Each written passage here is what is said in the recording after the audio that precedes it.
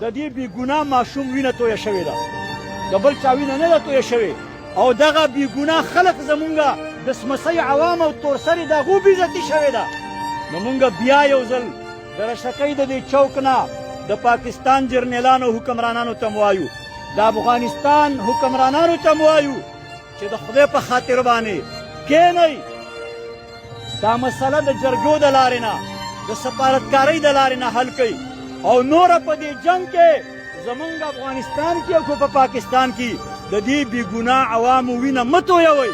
دا ظلم دی، دا زیاتی دی، او تاسو له شرم پکار دی چې دا ظلم او زیاتی تاسو په کم بنیاد باندې د دې جواز ګورئ.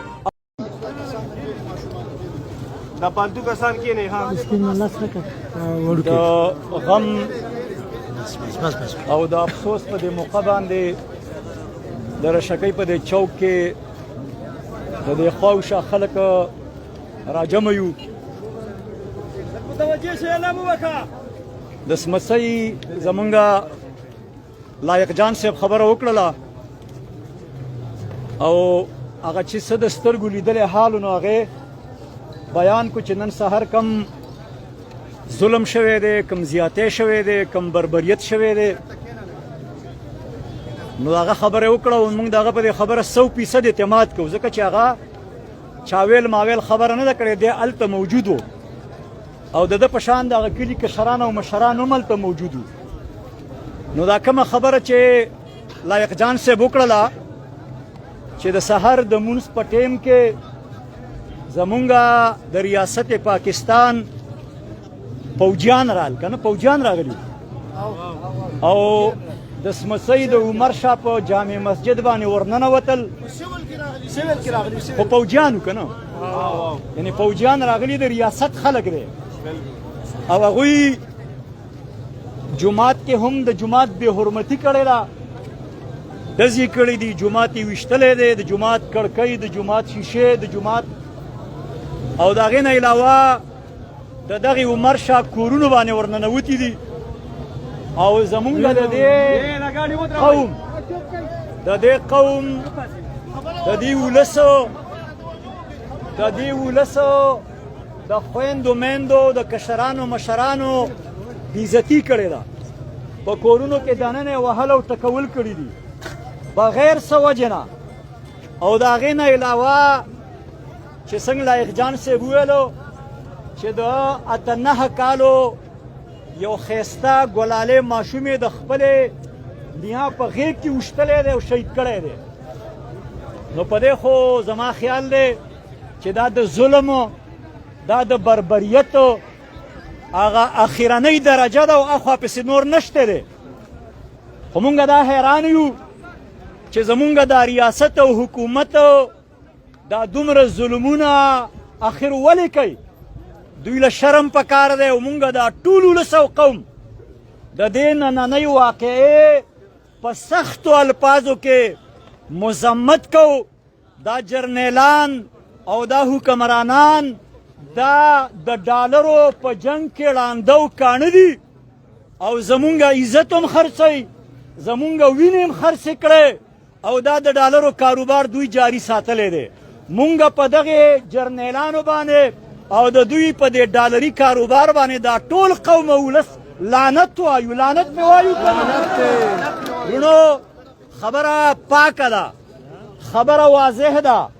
د 65 کالو نه دا دوی دا ناروا ډالري کاروبار او جنگ په دې خاوره روان کړی دی،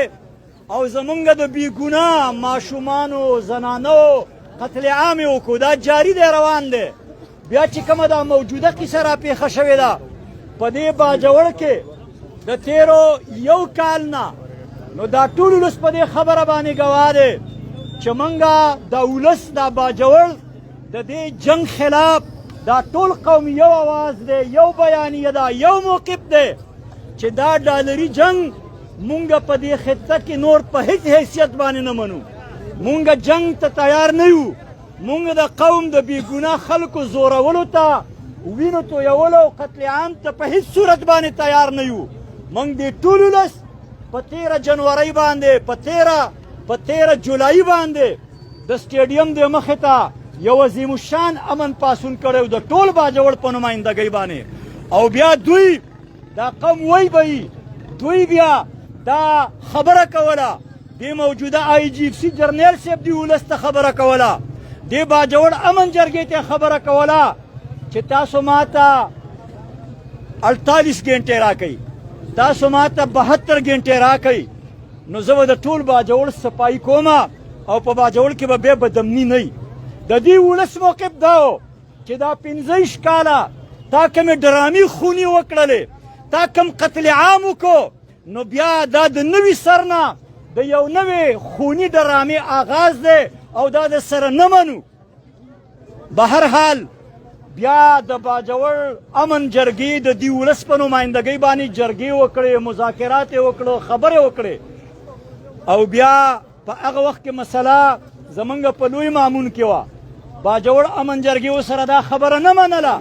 چې د یوې ګنټې دپاره مونږه د جنګ نه نفرت دی جنګ تباهي ده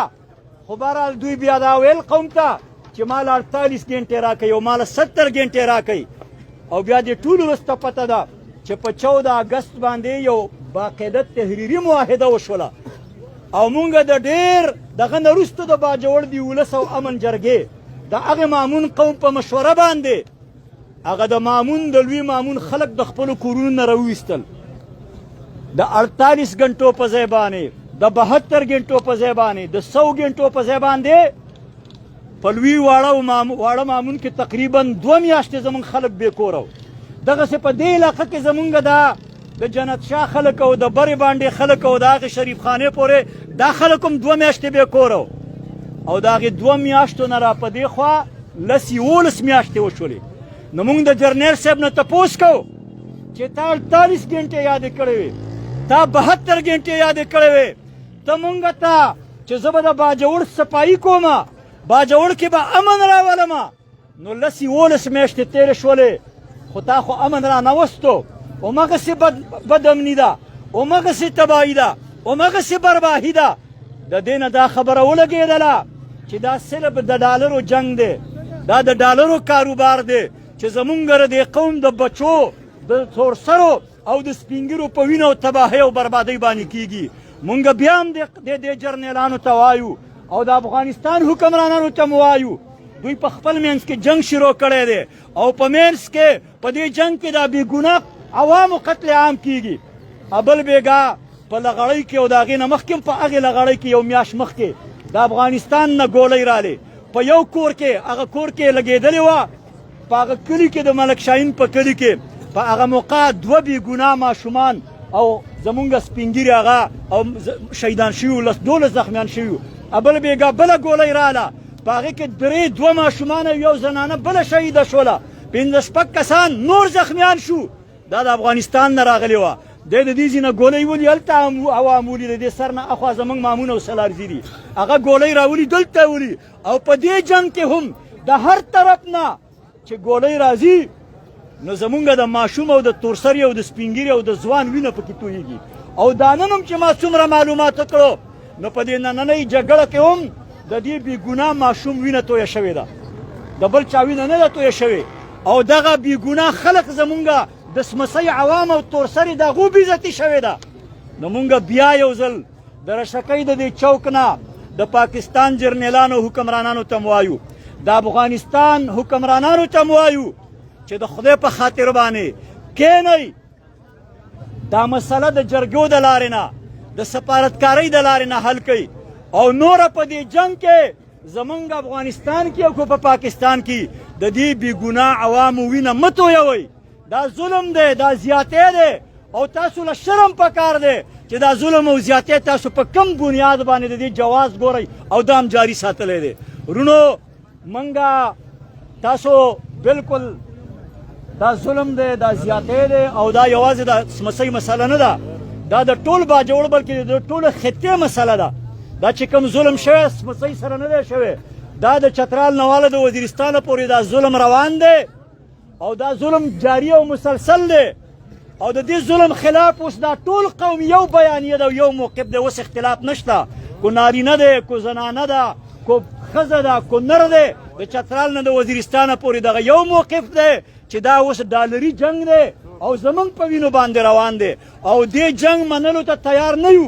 مونږ به د دې خلاف مزاحمت کوو، مونږ به د دې خلاف ودرېږو، په چوک کې مو ودرېږو او مونږ ورته مخامخ هم ویلي او د دې ظلم او زیاتي به هم تپوس کوو. بلکل په باجوړ کې بیا زمونږ په واړه مامون کې، زمونږ په لوی مامون کې او په دې خطه کې 10-11 میاشتې پس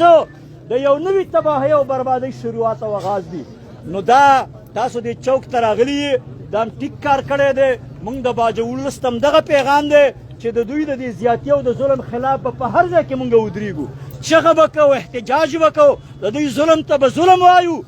او انشاءالله په دې ورځ نیمه کې زما دا تجویز دی چې دا مسله د یوازې د سمسۍ نه ده، دا خو یو روانه خبره ده او په لوی مامون او واړه مامون او بلکې په ټول باجوړ کې ده. نو زما خو دا تجویز دی د باجوړ ټولو ولس ته، خیر هغه به بیا وروستو مشوره وکړو، چونکې اوس ګرمه مسله او ډېر غم زمونږ د سمسۍ او انځري او د په دې علاقه باندې دی. نو هغه به موږ د مشرانو سره په مشوره باندې کوو. خو زما دا تجویز دی چې موږ په دې ورځ نیمه کې د ټول باجوړ دا قوم یو ځای ته راوغواړو او په دې ټوله قیصه باندې یو سنجیده مشوره وکړو او د ټول باجوړ په ولس په مشوره او په جرګه باندې او په دعای خیر باندې موږ د دې مصیبت او د دې غم لاره او مخه ونیسو. دا لکه په ظاهره خبره ده چې دا تاسو ډېر ښه کار کړی دی، راووتئ د دې ظلم خلاف. موږ د سره څه موږ په دې کې مدعیان یو، دا ټول باجوړ، خو په دې ګینټه او 2 او 3 ناسته باندې خو دا مسله نه حل کېږي. دا مسله به هله حل کېږي چې د باجوړ دا 14 لکه عوام موږ سبایي بل سبایي ماخلې د سټیډیم ته راغونډ شو، به مشوره وکړو او په هغه کې به مشوره کوو، په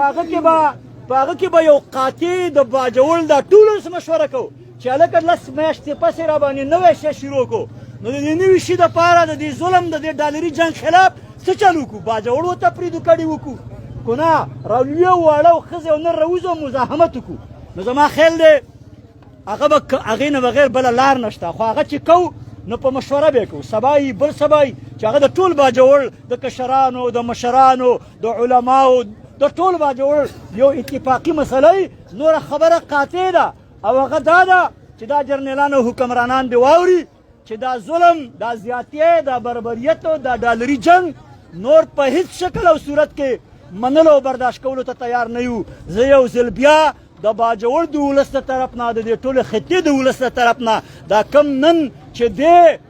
زمونږ د ریاست پوځیان راغلي دي، کم ظلم یې کړی په سمسۍ کې، زمونږ د بېګناه ګلالي ماشوم بچي وینه په ناروا تویه کړې ده، د دغې کلي او علاقې زنانه او ماشومان او سپین ږیرو بېعزتي کړې ده. مونږ د دې عمل